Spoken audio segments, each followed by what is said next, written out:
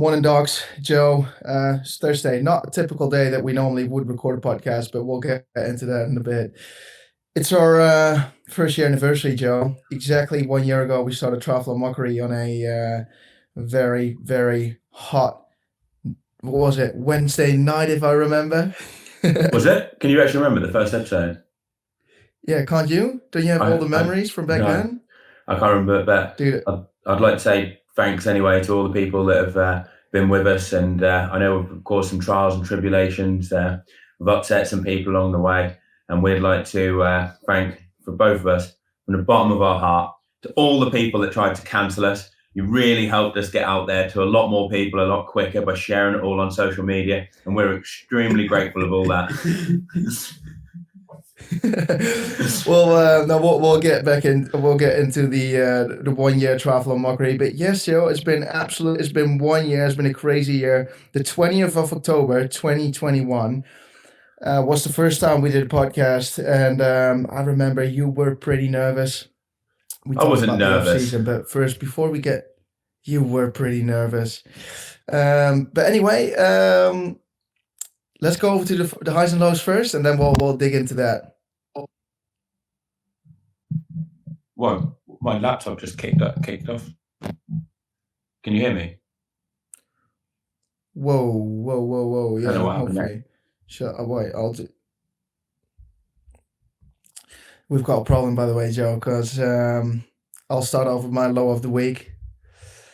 It was a cold Tuesday night here at my apartment, and I had to get out of bed because I had to go to the toilet. You know, one of these old men problems, and or lack of electrolytes. I don't know, maybe both. But on my way to the toilet, I was curious because it felt like it was 8 a.m. in the morning and I had a long night's sleep, yet I was still super tired. So my body was saying, what time is it actually? So I wanted to have a little look. And while my head was scooping over the table to have a little look from my phone, I ticked over my glass of water and it flicked it over my laptop. No stress then, just some water on my laptop. There was also some water on my sound system from Sonos. That thing went on in the middle of the night because there was one water drop that went on the play button. So kaboom, all of a sudden in the middle of the night, loud music. Anyway, went to the toilet, cleaned everything up. Then the next morning, opened up my laptop, worked on my fucking laptop for 2-3 hours, closed it, had brekkie, and then opened my laptop again, and guess what? It doesn't work anymore. But yeah, that's annoying. That is very annoying. That is very, very annoying. So right now it's at the laptop doctor, so that's why we couldn't record the podcast on Tuesday. I've got my low of the week, mate, is my dog's like a bloody old, battered Ironman athlete. You know, they always moan about how they've got like stomach problems, oh, my guts are bad, couldn't finish a race. My dog's guts are bad, keeps waking me up in the middle of the night because he needs a dump at like 4 o'clock in the morning. I have to go down like 3 or 4 flights of stairs to let her out. You know, it's happened like 2 or 3 nights in a row. What? Really? Yeah.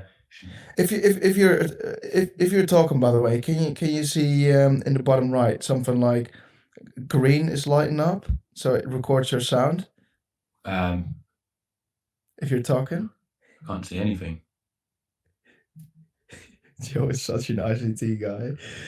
The thing is, I've got a borrowed laptop from this from the laptop doctor, and I can't edit the podcast, so I knew it was going to be tricky. And Joe just clocked in and out, so I'm not sure whether it's going to record properly. But yeah, I think it'll be all right. I've got faith, mate. all right, But you've got faith. let's just Now pretend go it on. is. Have you got any other highs and lows then? What would you do, by the way, if your dog kept doing that, waking you up at 3 or 4 o'clock at about 4 o'clock in the morning to go for a dump? Bear in mind, she went for a dump before she went to bed as well. So it weren't like she hadn't been, you know, it weren't like I hadn't let her out.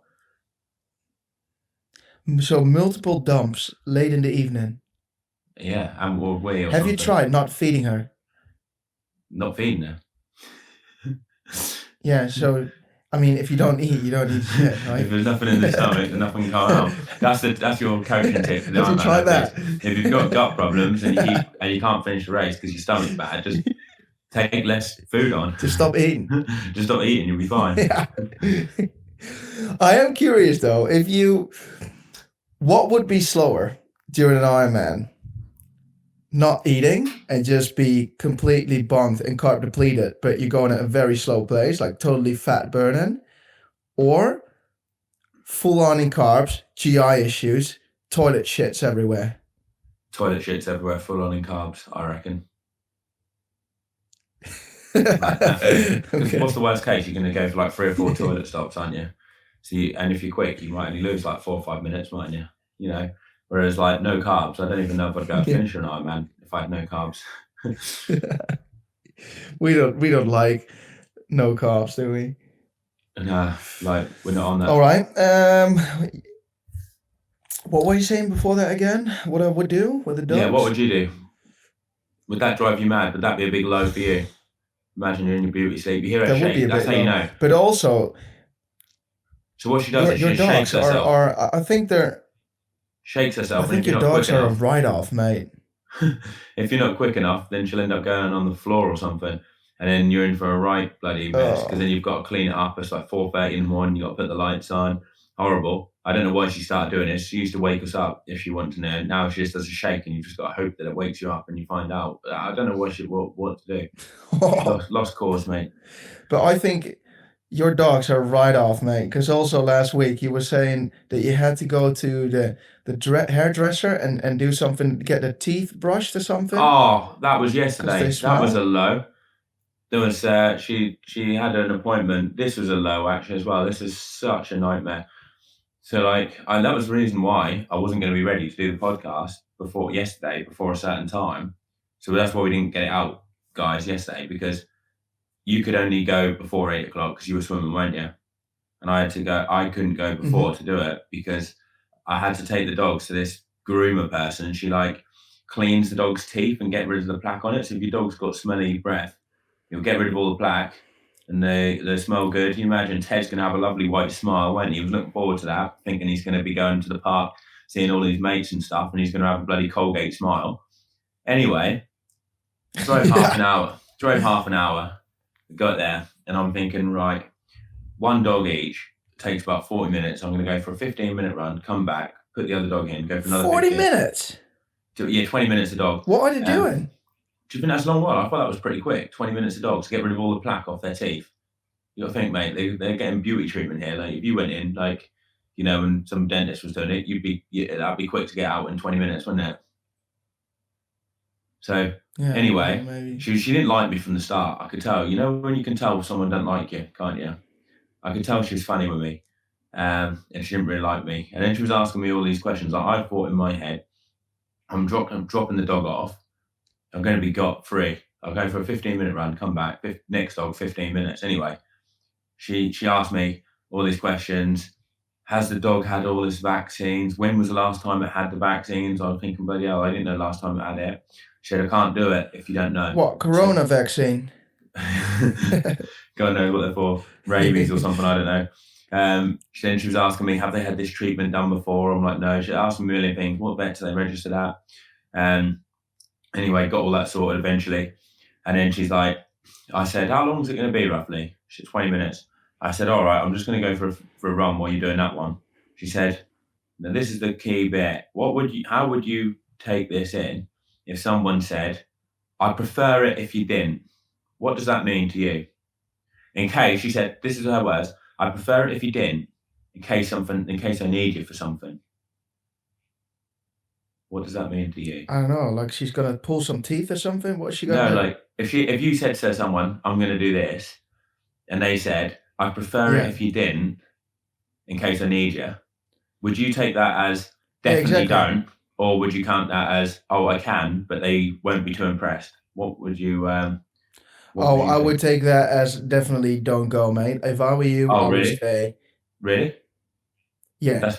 If someone's like, yeah, that's the parent saying like, yeah, if you think you can go out for a drink, if you think you can do that, just if you think that's your plan, then go ahead. Then you should. But if I were you, So you no, so I would definitely take that as a small hint, as a nope, abort mission. would you? You'd actually think that? Because Yeah. in my head, I was like, okay, she doesn't really want me to, but if I do, there's no problems, you know. So I was in the Yeah, but car. that's the thing. She can't tell you off. She can't tell you, "Hey, mate, you can't go." She's like, "I prefer not to, but if you really think you have to get," it's like a tip, mate. It's a hint. It's Really? body language. All right. Well, yeah, I You're thought pretty like, bad at body language. well, no, I thought like in my mind, I was like, well, she doesn't really want me to, but like if I do, then I do, you know. So anyway, and I'm like flipping, thinking I've got to get this running at some point, you know. Thinking how am I going to get it? Like I'm really like so. Going to the car, I was going to go by myself. Ted's shaking like a shitting dog because he's wondering where the hell he is, and like he knows he's about to get something done to him. I thought, well, I'll kill two birds with one stone. I'll take him out with me. Anyway, I've got my Apple Watch, so I thought if she tries to ring me or anything, I'm going to get the notification come. You know, I'll be fine. I'm only going 15 minutes. Not much can happen, can it?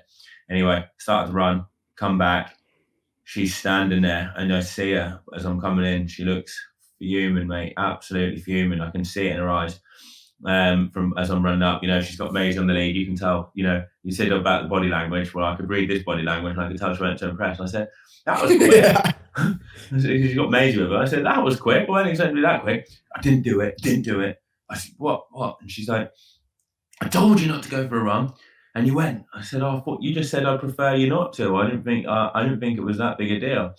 Yeah, and then she said she won't do the dog, so she kicked right off and drive all the way back. 30 minutes there, 30 minutes back, totally wasted trip, you know. Why didn't she want to do the dogs? Just because she went for a run? Yeah, she didn't want me to go for a run. But I mean, why like is that? sports people, Like, why is it her business? I don't know. That's what I thought. But you know, that was the end of that, mate. Ted didn't get his nice smile. I drove there and back for nothing, and she was absolutely fuming. Honestly, mate, she couldn't stand me. But there's got to be a reason for it, mate. Like, it can't be. I mean, if you show up like, "Hey, what's up, dog lady? How was you waiting there. doing? And how's your day?" And all of a sudden, "Can you take care of my dogs?" And then I'm going for a run in the meanwhile while you take care of my dogs. Why would Yeah. she be angry? I don't Like, know. there's Like I don't got to know. be something on the She list. just said like in case I No? needed them for something, and I said, well, I was thinking, well, I got my watch on. I was thinking, what? She's not really gonna need me that much. She said she didn't even start on the dog. She said she saw her went, and then she went up to the end of her like farm thing. She's in the middle of nowhere, and just waited there, you know. And I saw when she came back. Can't you do it yourself? I've got one of these toothbrush, you know, these electric ones that really from Philips. It's called Sensicare or something. That is an absolute weapon, mate. I can recommend you that one. Perfect Colgate Smile. Some people say, "Tell me you've got Colgate Smile." It's that weapon. What if you would use that one? Get a fresh brush on there, put it on clean mode, and then brush the shit out of them teeth, and You then could use do. one of these water thing for in between the teeth. Yeah, you could do. Saves you a couple of quid. You have some fun with the dogs. Some bonding. Yeah. So that was one of those.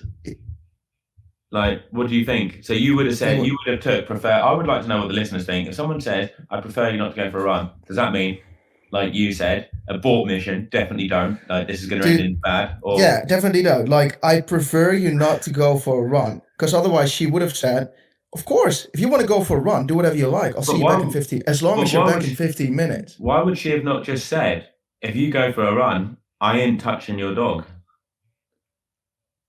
Because she didn't want to be that direct. She thought, "I'll give him a subtle hint, so he will think he made the decision himself." And I made the wrong decision. But then Goober Joe's like, "All right, I'll go for a long run. I'll be back in 90 minutes." How to make friends and influence people. Dude, I think you need to find a new groomer. Yeah, but this is the first time we've been to that But one, and she won't do it got to again. be something, mate. She kicked It's me the off her farm. neighbors, it's the groomer. She kicked me off her farm, mate. She got me back in the car and was basically like, that's it. You know, like I literally had to go off quickly because she's in a farm in the middle of nowhere, mate. You know, you can imagine a Norfolk farmer, like never seen Well, anyone else in their life. I can't believe all this stress and emotions come from a 15-minute run. I just can't get my head around it. There's got to be something more to it. But Honestly. anyway, I've got to get low, mate. What's that? I've got to get low. So I haven't been training a lot. That is true, but I've also been really busy with work. So basically, it's a bit of my off season now. Then, so on Friday we did the launch, right, of the clothing. By the way, I still have a shitload of orders I need to process. So if you send me a message, I will get back to you. We do ship to the US, USA, Australia, whatever. And delivery times is going to be based on Castelli.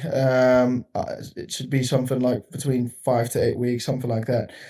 We only do the especially if you're female, do pre-order because females have different sizing. They've got like female clothing, and we don't want to order, for example, 100 tri-suits and then or 100 cycling tops, and then I've got 100 cycling tops in my basement for a lot of euros, and I won't be able to sell out. You know, that'd be a shame. So if you do want clothing, send me a message, all in the pre-order till next week. Anyway, let me get over to the load. So I've been working on Friday evening, processing the orders till like, I think it was something like 12 in the evening. Then the alarm went off at 4:30 in the morning because I had to, the apple juice, mate, apples were calling, apples and pears. It was a very juicy day. So we worked till like 10 p.m. the next day, literally like flipping grafting work. No, like not even stopping for a cup of coffee or sitting in the sun or whatever. Then on Sunday, it wasn't done yet. We had to do it again. Worked till like 2 p.m., something like that. Again, early in the morning, start at like 5:30 start. But then my brother, he just had a little girl, a baby 2 months ago, and he had to take care of her. So, but there was a couple of my mates from back home were going out for a beer, and I went for a small run, 30 minutes, and then I thought I'll grab a little beer with the lads. So I had 2 beers, but I didn't feel too great, mate. I didn't feel too great. I was thinking like, what's going on with me? So I thought maybe I need to have some food because I only had 1 sandwich. And I was thinking tomorrow's Monday, and as of Monday, I want to get back into more of a structured rhythm with training. And the seasonal business will be done as of this Saturday, so then I can get back into a rhythm and blah, blah. That evening, mate, I started to feel my tummy. I was thinking, what the hell is going on? And I was getting food poisoning. So remember that I was saying I was feeling like I was getting COVID. Well, in the end, I got food poisoning. I've been feeling sick for 24 hours. Like literally, I don't even. The good thing is I'm back at race weight. But I wanted to get back into training. But I was weak on Tuesday as well. But I got back into it on Wednesday. But food poisoning, how bad is that? Remember when you or Sap cut the chicken on training camp with a knife, and I then cut the pineapple because I didn't know some of you cut that weren't me, the raw chicken with it. And I had food poisoning then as well. It's so bad. It's so flipping bad. That was in New Zealand, wasn't it? And you were down, and we ended up having to go out for a nice meal, didn't we? Weren't you? But there's one thing I realised as well. That freshened you up though, didn't it? It freshened you up for the Ironman. Made you see you didn't train too hard, and then you were ready to go. You were barking at Mark. You were barking at Bruno. That was where the junkyard. That was the rise of the junkyard dog, wasn't it? That was where the junkyard dog came from, and also a very lean junkyard dog after that food poisoning. God, yeah, you were like 10 kilos lighter than me then, weren't you? Mentally, I thought my race was gone. I thought, God, I'm 83. I'm weighing in pre-race weigh-in 83 kilos. How am I going to get round the Ironman? I never forget your face when you stood on that scale with the volunteer, and you were standing on that scale, and that she was something like, what was she saying? 81 kilos, 82 kilos? 83. And then you were stepping off. 83. I remember it. 83. And I was saying, I remember it. I remember it. Ooh, Joe. Ooh. Yeah, and you said you thought it's going to be a tough one. How much do you think you are? And I remember you said 74, and then you weighed in, you were 71, and I thought, oh fuck, he's 3 kilos under. Like they can't be over, Rena. Maybe I'm 85 kilos. Yeah, Fuck, what's that happened? was a good one. How did I It's all gain 4 chicken. kilos? Too much chicken, mate. I had a story with But one thing I oh, sorry, go on. go You on. go on. You finish then. I was just going to say I had a little story with. Oh no, go on, because it will lead into the main subject of the week. I We're had a going little story to with lead food into that. poisoning before a race back in like 2016. Like I was trying to chase that like challenge pro bonus thing. What they do, I think it was like the second year or first or second year of them doing it. So I had a really good race in Roth that year. I got second place, got a load of points for it. And then there was another race like after, about 3 weeks after, 2 or 3 weeks after in Regensburg. Like had hardly anyone racing it. And I was like, oh, I could get some good money from this, like prize money, bonuses. So I made a decision like literally like 5 days before. I was like, screw it, I'm going to go to it. So I flew out to it, and then we went out for a meal. Probably like trying to think, the race is on the Sunday, so it must have been like Thursday night. Went out for a meal. Must have been the night when I got there, and I made a big mistake, mate. I got a seafood starter, all the like shellfish, prawns, mussels, all that in Regensburg in the middle of Germany. Like, it fucking ended me, mate. Is it right? Yeah, you learn from your mistakes. You learn from your mistakes, don't you? You learn from your mistakes. So it was like far away from the sea, middle of Never Europe. order fish. Exactly. Never order fish dish. Never. Yeah. I woke up the next day and I was so ill. Like I couldn't even go for breakfast. I had to lay in the hotel bed. I was like stuck in the dark. I had to ring someone from the race to try and like help me. I remember getting up. I think it was the next night after that because I was in bed the whole day. And I was like so dehydrated. I couldn't even walk into the bathroom properly. I was falling over. This is like the Friday night. I'm thinking, fuck, like I'm going to end up missing this race on Sunday. And ended up on like that was the worst of it because it is like you say, it's like a 24-hour thing. Maybe that was that must have been it must have been that night. And then ended up waking up because I was trying to force myself to eat something, but I could hardly take anything in. But anyway, on Saturday, I went for a little pre-race ride, kind of thing. I was like, just to see if there was a chance, because I knew I'd be feeling better and better going into the race, if there was a chance that I could potentially do the race. So went for a pre-race ride. Didn't feel great, I've got to be honest, but didn't feel absolutely horrific. So I was like, I'll line up. So on Sunday, I'd literally been in the hotel room apart from that, like the whole time. From like, it might have even been Wednesday night I went out for that food. It might have been Wednesday, and then Thursday and Friday. I think it might have been Wednesday. Thursday and Friday, I was in bed, like totally fucked. Saturday, I then went for that little pre-race ride thing. Laura got the doctor to come and see me, see if they could give me anything. That that was a waste of time, really. He didn't do anything. Just charged me a load of money for it. Anyway, Saturday went for the spin. Thought, right, I think I've got a chance. I've got a chance I can do it. I just needed to get on the podium and feel half decent.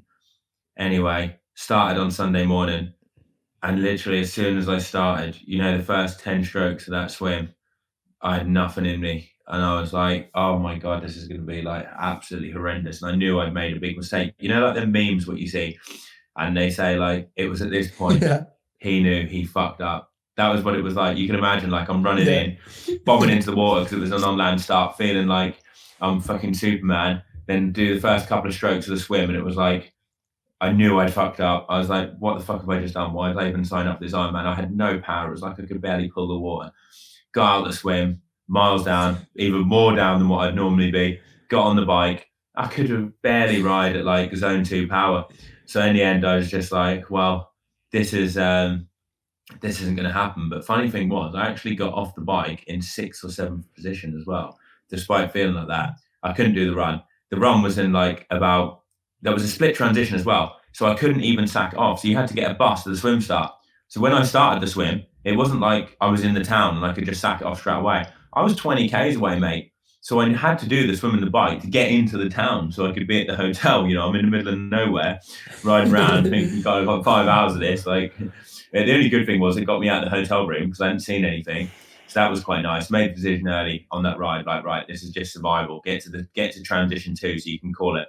So I got to transition 2, and they're all cheering me on. Go on. I put my run shoes and literally just walked like the first 500-600 meters to like the center of town. Managed to see someone who I knew and got like an ice cream or something like that, and that was it. But absolutely killed me. No energy, no nothing. Didn't end up getting a good result. Yeah, Lost out on the food bonus pool. poisoning is a bad one. Is a very bad one. You feel so depleted. Like, yeah, I lost out. But I couldn't believe it. Took me a while to come back to that as well, actually. But one thing, like it takes it out of one you, thing, doesn't it? Oh yeah, definitely. One thing, Joe, I wanted to say is 1 year Triathlon Mockery. You know, we've put a heart and soul into this. We started a year ago with the. Why are you laughing? Heart and soul into it. We've put the heart and soul into it. You know, well, I have, Joe. I remember we recording the first couple of episodes. I think it was the third one or fourth one when that we recorded, but only 2 weeks after that, when shit hit the fan, and some people made their lives very, very tough at that time, and even 6 months after that, by twisting words and saying things that we didn't even say and didn't even mean. And to be honest, I mean, now we're laughing because it actually boosted our podcast, and it all ended right. But at that time, to be honest, it was pretty tough, wasn't it? Like the endless calls we've had with each other, with families, with friends, with sponsors, the stress, and this is honestly true. The stress I've had from people sending me messages, you know, from saying like, well, back at the time they were saying that we're sexist and all that. Remember? Oh yeah. Which was not, was all misunderstood, and they never. Well, it's all history now, but sleepless nights. But I am really glad that we continued and we never gave in. And we never put the towel in the ring, because I remember we had a chat after in May, even in May before St. George. Was it before St. George or after St. George, where you were saying, we can't continue, they're still doing it, and I'm under like I'm finding a lot of stress from it. And Joe, we're still here. I've been your psychologist for a long time, and it even gave me grey hairs. I didn't have any before have any before we started doing the podcast, and now I've got loads. Like, it's absolutely crazy, was it? For just a bit of fun, and not even. I had someone sending a message, literally a day ago. Let me read that message. They're not hating on you, are they? Because do you know what we? No. It was. Do you know why it gave us this stress? Was because you didn't mean to harm anyone. You know, we tend to be a podcast for the people, and I think especially now after a year, you see that we've got so many different listeners, from a fireman that's working a part-time job to a full-time professional, or I don't know, all-world athlete gold. But he was saying, hey Tom and Joe, hey Tom and Joe, I was listening to a couple of old episodes of Triathlon Mockery the other day, and I heard the section where people were complaining to your sponsors. You were misogynist, sexist, whatever. Just wanted to say that I think I've now listened to all your stuff and all your episodes. You guys did not deserve that accusation at all. You're decent, honest, respectful, humble, likable people. Yes, you like your banter, strong opinions, but it's never bullying or discriminatory. Always fun and always aimed at laughing at yourself as much as anyone else. Anyway, I hope you've been able to move on from that shit. Stay exactly as you are and keep the pods coming. They really have helped me training, have helped me stay sane at a quite difficult time in my life. All the best. So that's actually a really nice message. And I think, Joe, that's also what Triathlon Mockery is, you know? I think we started all this just for a bit of fun. We think the triathlon was all a bit too serious. And to be honest, 95% of the people that are doing triathlon do it as a hobby. And they need to see it as a flipping hobby. The only thing we do is record a podcast and call it and tell a little bit of a story. But do we try to be relatable? No, fuck no. I mean, you're doing 300k rides at 38 k's an hour average, and then a 10k run off the bike, 35 minutes, 10k, you know?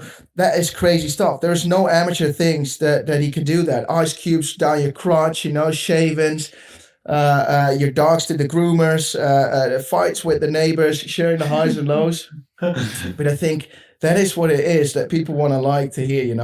They want to hear you and me complaining about stuff. Then sometimes they find it. Yeah, I've had ice cubes down there, but on the other hand, in some way they find it motivating. And thus, Joe, I hope to say that's only the beginning, and in the end, mostly I'm doing this show for myself, to be honest, because every week I look forward to recording it with you, and it's just a great laugh. Is You're kind of a special guy. You're top five in the world. You're training pretty hard, yet you're always sharing your heart, unfiltered opinion on the podcast. We tend to share all our knowledge. Well, is it really knowledge? I don't know. We just say the stuff that we find handy, and what we came across down the crazy training sessions, and in the end, that's what it is. Going back to you said about the ice cubes down your top.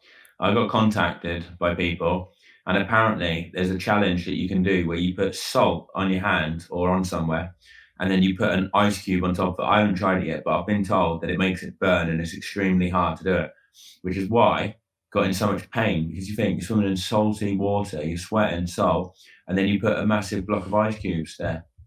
No wonder, is it? Like, I was basically doing the ice cube challenge in the race. Horrible, mate. You try, could you imagine the pain afterwards?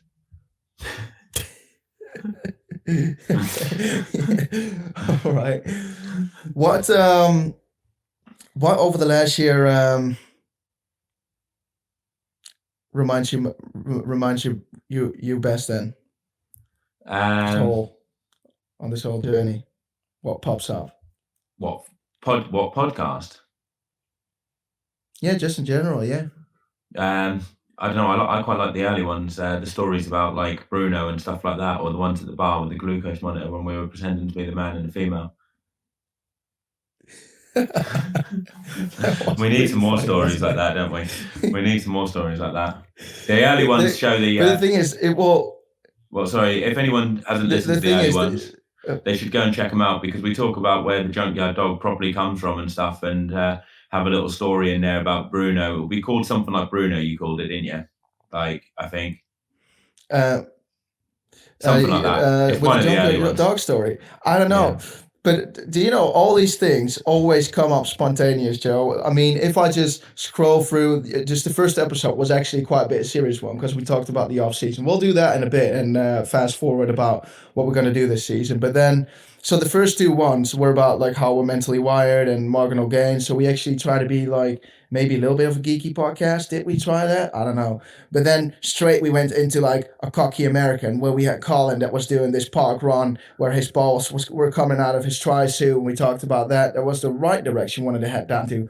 But also on training camp, we talked about that triathletes are the special forces, because we can swim, bike, we can run. We can scare everyone that's on every level playing field, on every playing field. And also with the chimp, how that came across, or how we came across Chris XXX, and all his stories and all his training tips in the bedroom or on the indoor trainer. All these things come up spontaneously, Joe. We same as like the glucose story in the bar. You can't really think about it beforehand. No, do you know? Because the K-hole, we should do a dictionary in a bit, but the K-hole, for example, which means you're very overtrained. We came onto that one when we were talking about our training camp in Malaga. We were talking about training, about recovery, about training camp recovery, and that's how we came up with the K-hole. So yeah, I remember that. My two training partners at the moment who are there most of the time, who I'm training with, I posted a picture of them up yesterday. Have you seen it? Like, you saw it, because you said who's the other guy? There's Techno, and then there's Phil Herr. The old guy. He's like 66, dude, you're training 66. With pensioners nowadays. That's all I can get to join me, mate. I can't get anyone else. You got Norwegians, Christian and Gustav training together. You've got the Danish squad training together. You've got like God, who else is there that trains together? You've got the Brownlee brothers, and then you've got Joe training with his pensioners that want a pint of Heineken after a session. Maybe that's why he didn't win the world championship. Phil wasn't impressed, mate. Phil was like, I've been training you and you only managed to get fifth. He's like, if that's the best you can do, don't even bother coming back and training with me next time. That guy's a beast, mate. That's the one who I was on about, who you can do 400-watt turns on the front and he can stay on your wheel. He's really, really strong. He's going to do his first Ironman next year. He looks like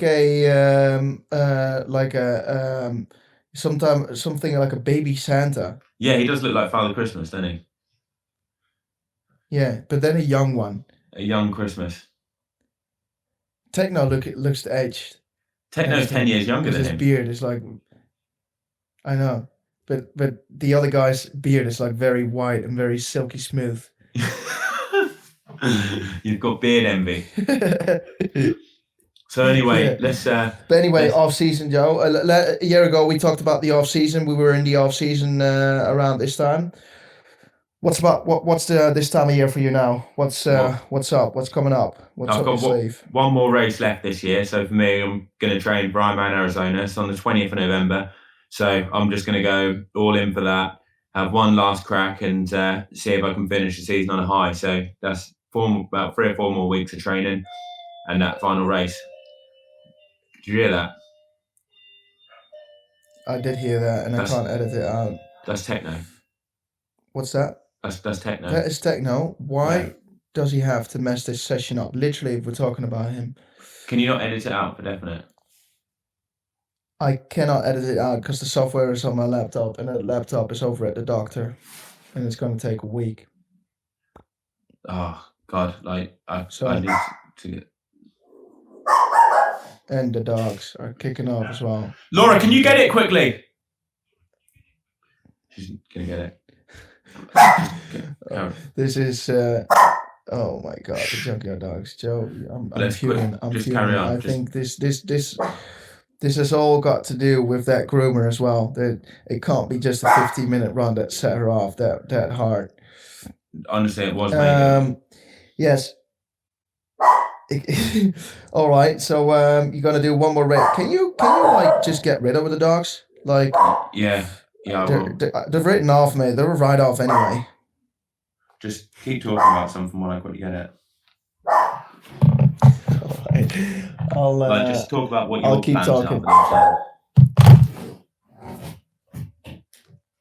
All right, I'll just pretend someone is in opposite of me. Now that Joe's gone anyway, for those that are really want to, it's like I'm talking with the dog kennel. I feel like Dr. Doolittle. Anyway, those that were curious about during training, they wanted some music to listen to. Let me build that Celine Dion and Enrique Iglesias music list to be able to share with you. Just gonna get back into it. There he is. Joe. Sorry about putting his headphones on. I was literally just saying that I'm putting a list together with Celine Dion and Enrique Iglesias to get you ready for Ironman Arizona, like the final bits. Oh my God, that list is painful. Like you think when you're hitting the wall in an Ironman is painful, but listening to that playlist and you just can't get away from him when he's doing it.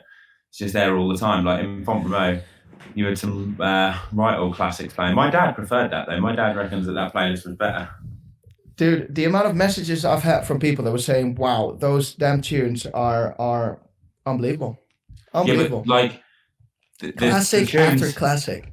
The tunes, some of them are all right when you're doing an easy one for a bit of a laugh, but not when you're trying to psych yourself up for VO2 max reps on the track and you're trying to like hit fast K splits. But and you got. It was a bit of both. But do you know, I could do an easy run while still getting the cardiovascular gains from a tempo run. And why is that? Because I got so excited during all the songs that my heart rate went right into the tempo zone. Really? Yeah.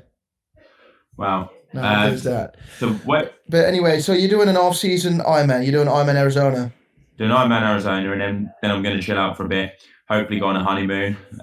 That's the plan after Arizona, and then build up for next year. I'd love to do Ironman New Zealand. That would be ideally a good one to do because I love that race when we did it before and when I've done it like other times in the past. But with COVID, we haven't been able to get out there. Would you fancy it, Ironman New Zealand?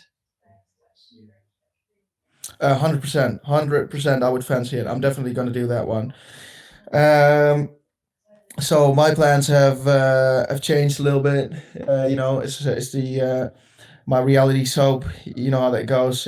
I could be. It's like a Lionel Sanders training vlog, like you said. From food poisoning to this to that. Right now, I'm going to. The plan now is to go to South Africa for some training. I'm going there in December with Thomas Dekker. So if you're out there in South Africa with any tips, could be training tips, could be accommodation tips, it could be Where are you going in South stuff to Africa? do. Could I think Stellenbosch. All right. But also stuff to do because I want to do some decent training, like 20, 25 hours a week, not peak, but like some decent training. But I also want to do some stuff. Doesn't your competitor, your Dutch competitor, train out there, Evert Scheltinger? What's he called? The Ginger Ninja or something? Does he call He himself does. that? He does sometimes. Yeah, he does normally over winter. He does. Yeah. So But there you go. yeah, I'm going there with Thomas Dekker for 3 weeks, and then after that, I'll be going back for Christmas, and then in January, I'll probably be back home for a couple of weeks, and then I'll head down to New Zealand with you, just like we did back then, God, you're living the dream, aren't you? and hopefully Like, challenge. it's not all hard work, is it? Listening to What do that, you wow, it's like South Africa, New Zealand, it's like, oh, I'm getting envious already. Like, chasing the sun, mate, aren't you? chasing the sun? But you know, I'm always working. You know, I'm always working. Always. If it's not triathlon, I'm doing something else. Always working. Always And building. what if you did New Zealand, Um, like, and it was the same strength field as what it was last time? Do you reckon you could break into the top 5 mhm. if you got a Course really record. good? What's that? Course record. Course record. Course record. Easy. The guy that did it last time was The guy that did it last time was overweight and 83 kilos. Yeah. I heard he was 4 kilos I over 4 or think I 5 would be kilos overweight. looking at the race back in 2020, looking at the pro field. Would I be able to come in top 5? What did Cameron? What was his name again? Flip. No, I'm Cam forgetting his Brown. name. Cam Brown. What did he came in again that year? Didn't he came in 5th? He would have probably been somewhere around that, yeah. Like, he wasn't on the podium, I know that, but he could have. Like, was it Mike Phillips and I don't Freddie think I would Curran? have beaten. Looking back, because if I would do my all-mare swim 54 minutes, that would put me right in the end, the arse end up nowhere. Because Dougal Allen was after that, and then all the bunch were before that. So the bike would have been probably almost all the way solo, and then I wouldn't be able to do a 250 run. So I think maybe 6th, 7th. All right, so not too far off. You've been in the money, wouldn't you? Pay for your flights, wouldn't it? Yeah, but that's not how I look at races. Like I don't look at the start list and think like I'm gonna pick that race because I'll be probably making some bank. No. Nice to No, though, isn't it? triathlon to me is. I mean, if you would see it pure practically, I'm a professional triathlete that does it as a hobby. Because is it really? Do you really do it professionally if you don't earn money with it? Well, I do earn money with it through sponsors, but not through the actual racing. The actual racing is costing me money. so actually you're like put off with doing a race. You're like, do I want to do a race and lose a load It's of money? actually I'm a professional no, triathlete that it doesn't definitely race. not. No, because no, I don't care. I mean, in the end, I want to get the best out of myself on race day, and if that's going to be a 5th place or a 10th place, if I've got the race of my life, and if I mean, I'd rather be there and enjoying it and get like, because we have a story. We went to South Africa. I got food poisoning. Boom, that's a podcast story right there, isn't it? Yeah. I mean, in New Zealand, but all the stuff that you. In the end, that's what you do it for, isn't it? For all the stories. Well, in the end, and also for the results. But It is a good laugh. You gotta have fun, ain't you? it is a good laugh. Oh, Yeah. by the way, You'll look back at this and in Arizona, yeah. and what we should do in New Zealand, what I was thinking is, after every Ironman I do now, I'm going to do a beer mile the next day. So if you're in Arizona and you fancy it, hit me up and I'll organise one. And if we're both in New Zealand, we should definitely do a beer mile the day after in New Zealand. Like pick a location, and have a crack. You can try and take me on, mate, on one Why would podium you in do one a race. Why would you do a beer mile? Why beer mile after every 4 Because man? fun, and it's something different to do, isn't it? And it's not like, the next day, we did one in Kona and it was a right laugh, mate. Like, and you're gonna like All have a couple right. of drinks anyway after the race, aren't you? So Arizona, mate, I'm gonna try and go 2 for 2, 2 podiums for 2. And if I do that, mate, you're gonna have your work cut out against me in New Zealand. Like I'm gonna be on form for that, especially with an off season in me. I'm gonna be an 83 kilo beer slugging machine, mate. All right. If you don't get on the podium in the Ironman, mate, I want to see you on there for the beer mile. You'll be saving your legs the last 5K of the run, won't you? Thinking, I've got a beer mile tomorrow. There's no point like ending myself in the I Ironman. would definitely. I maybe would it already as at the start of the marathon. Anyway, anything else you want to say with regards to off season? I think basically people want to, if they are on their off season now, like just don't put yourself a structured plan. Really, you want to just see how you feel, don't you? And I think the main thing with the off season is more the mental break rather than the physical, isn't it? Because like physically, you probably might not necessarily need one, but it's more the mental reset so that when you do start training, you've got the you're up for it and you're really motivated to train hard over the winter because that's when most of the games happen. Whereas if you're a bit tired mentally and you don't feel like training properly, then you're not going to get the best out of yourself next year. And it always comes back pretty quick, doesn't it? If you have 3 weeks off, 2 or 3 weeks of not really doing much, by the time you're four or 5 weeks back in training, you're pretty much where you were anyway, aren't you? And you feel fresh and ready to go. And the seasons are always so long now, aren't they? I mean, you start racing in March and you finish in like September, October. It's 7 months long, so you definitely want to make sure you recover and get the mental, the hunger back for it. Would you also say with regards to the recovery is to replace the beer for a non-alcoholic beer? No, like that's going to give that's going to take it out of you if you do that because mentally you're not giving yourself that break. You're still thinking of training if you're swapping the normal beer for the non-alcoholic, aren't you? Like, and at the end of the day, the whole point of having a beer is because it tastes nice, isn't it? So like, having a non-alcoholic one just seems like counterproductive. But I'd be instead of having a non-alcohol free beer, my opinion is you'd be better off having a kombucha. Tastes better and it's better for you. It's like either a proper beer or a kombucha. It's like, I mean, it's like you're going for a track day to drive a fast car and you take a Vauxhall Corsa or a Renault Clio around it, isn't it? It's like, was there any point in going for the track day if you're taking a Corsa or something around there? You don't go to the Nürburgring to drive a Clio, do you? I've seen a series. I saw a series on Netflix last week, and it was something with dump car versus supercar or something. Have you seen that one? No. So you've got these dump car builders. Literally, they'll have a Ford or a Mustang or a whatever, just a really old beaten up car, but then with a mega engine in it, and it kicks the asses of the supercars, mate. There was only a McLaren that was faster than all of them. Not round the track. It's not round track. It's just a track race. Right, here you go. The question for you said about the bullshit buster. We didn't have one. My opinion on non-alcohol free beer, and I know we've bullshitted it before, but bullshit busted before would be the equivalent of going to a McDonald's and getting a salad. Who does that? 100%. Exactly. That's the same category I put it in. You don't go to McDonald's and get a salad. Yeah, I mean, the only reason why you would do it is because you go into the McDonald's with your kids and you want to be healthy. But then it's like, but then you're taking your kids to eat unhealthy food. Then? So then you've given them unhealthy food and you're eating a salad. It's pointless. Absolutely pointless. And then just have a chicken wrap then. Have the chicken wrap. Exactly. Just enjoy it. Just embrace it. You've gone to McDonald's. Sometimes you have to mentally give in. Yeah, and is the salad even that healthy? Because they put loads of calories on it anyway, don't they? With all the sauces and stuff. So you're probably eating more calories than you would in a chicken wrap. And you're not getting the protein. Yeah.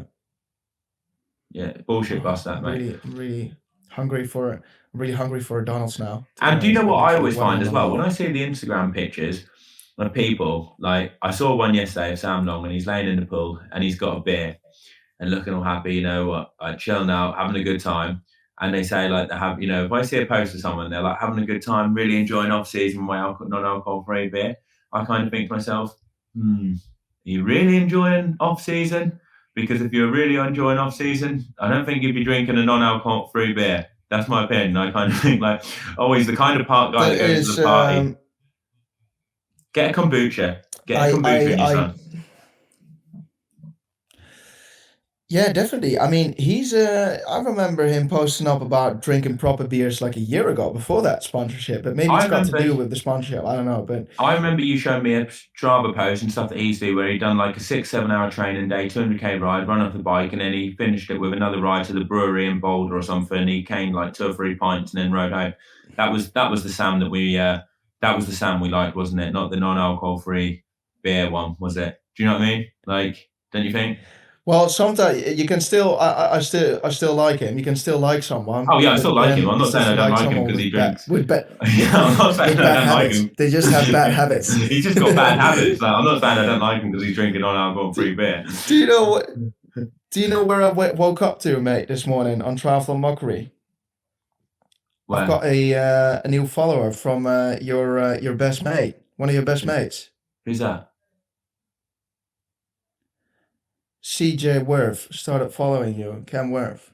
Started following And I was Triathlon Mockery. thinking, He's going yeah. to be So hounding I us, was mate. thinking, He's coming back to give me some more abuse, did isn't he? So there was two things that maybe I could have like that came up my mind. One was you calling him like, "Hey mate, I'm so sorry. I didn't mean to offend you. I want to take you out for dinner, and can we please be friends again?" That was one, and the other one was people just spamming him. People spamming him, aren't they? But he's come back for round 2, mate. He's like a boxer, isn't he? You know, he might have got knocked down in the first round, but he's coming back. He's coming out the gates in round 2, flying in. You know, he wants to find the inside scope. Maybe he's heard that we're a very informative training podcast, and he's looking for some tips on how to improve his run.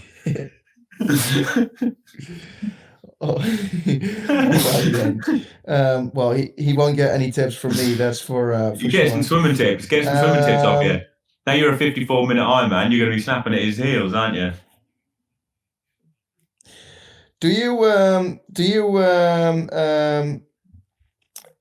I remember when I was doing a race in Girona, and I spoke to Cam Worth before the race, and I was thinking like, all right, he's a strong cyclist. I hope I wasn't sure whether if he was a good swimmer or not, but my swim has improved. My swim has improved. Also at that time, it just didn't came out. I remember I was jumping. He had this pink rocker wetsuit, and we all jumped into the water. And I was swimming and swimming along, and all of a sudden, I saw him swimming next to me. I saw this guy swimming with a pink rocker wetsuit, and I was thinking, "You're in it, Tommy. You're in the mix with the big guns." So literally, came out of the water. This old guy with a flipping beard. It could have been Techno or your other 67-year-old mate. Looked at the clock. It's at 1 hour and 1 minute. And I was laughing. I was thinking like, fucking hell, Tom, you really do mess up every flipping time. And I remember I was swimming. I was thinking like, wow, this is so easy. This is what it feels like if you're in a big pack. That must have been heartbreaking. Such I'll tell you what though, sometimes he can actually do a really good swim in some races. Like when you see, yeah, he sometimes can. he can get out in the lead pack. He's like, he can pull it out the bag sometimes, especially in them wetsuit swims. He actually seems like he's pretty decent in them. Yeah, definitely. Anyway, should we end it there? 53 minutes. Dogs have ruined it again, haven't they? Techno's ruined it. Anyway, Joe, yeah, thanks for listening, everyone. We'll see you back next week. Hopefully on Tuesday. We can't promise because as you see, always something's up, but we try to get it out on Tuesday. All right. Catch you later, guys.